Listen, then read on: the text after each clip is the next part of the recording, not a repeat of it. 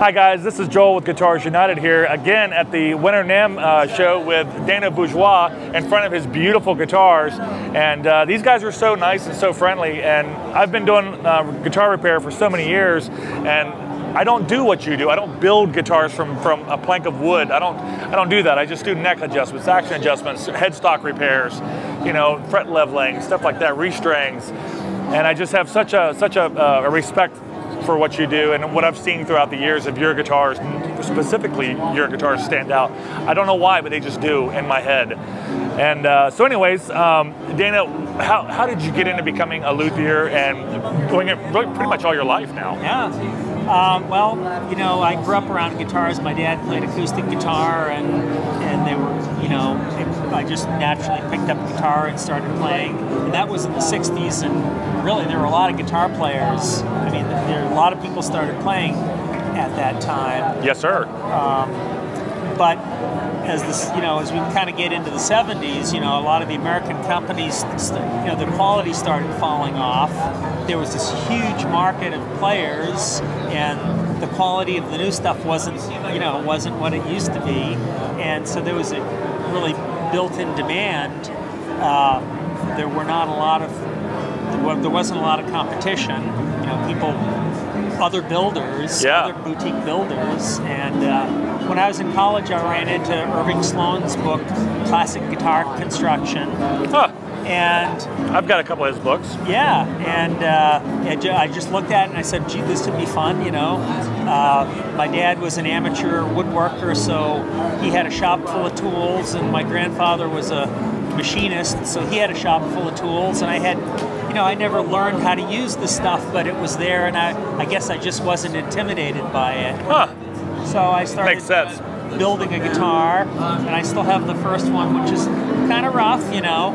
They always are. They always are, but very quickly I found, you know, I knew other musicians and a lot of guitar players, and people started bringing me guitars to fix, and you know, because you know, there were not a lot of people doing guitar repair at that time either. So when I got out of college, I was going to go to graduate school in museum science, and I wanted to be an art restorer. There's a lot of science to that. Yeah. There's a lot of science to that. And this is kind of along the same lines, and I just had all of this business, and I said, well, I'll just go with guitars because I like people in the music world better than, more so than I liked. I would fit into the music world better than I would fit into the art world. Yeah, they're a little snooty, huh? So I just had all of, you know, an apartment was $200 a month and a fret job was $80. So, you know, the economics worked out. And so I repaired guitars and built them on the side and hung the finished guitars in my shop, and they'd eventually get sold, and I'd eventually build another one. And later on, I joined the Guild of American Luthiers. They had a convention in Boston in something like 78, 79 maybe. And I realized there was just sort of a whole community of, you know, people my age, you know, who were starting in, and we sort of got to know each other, and, you know, it was a great community of, you know, just sharing things. I'm familiar with the Guild. It's a beautiful, they share a lot. They got tons of merchandise like books and a lot of data. And back then there was no internet, there were no guitar schools. I mean, these days I hire guys out of guitar schools like Roberto Venn, Red Wing, you know, Minnesota Technical, Brian Gallup School, and these guys can learn in 6 months what it took me 10 years, you know. Technology today. So they have a lot of broad experience, not necessarily deep, but very broad. Yeah. And things have changed. There's a lot of competition. You better believe it. Worldwide. I came along at the right time. You know, I could do mediocre work for a decade and make a living. And you know, you can't do that anymore. Yeah, no, I agree with you totally. Sticking with the high-end market, when you've already got a reputation, buddy, you're doing the right thing by far. I don't know what's going on behind the scenes in the company, but I know that your street reputation is amazing. Well, I've always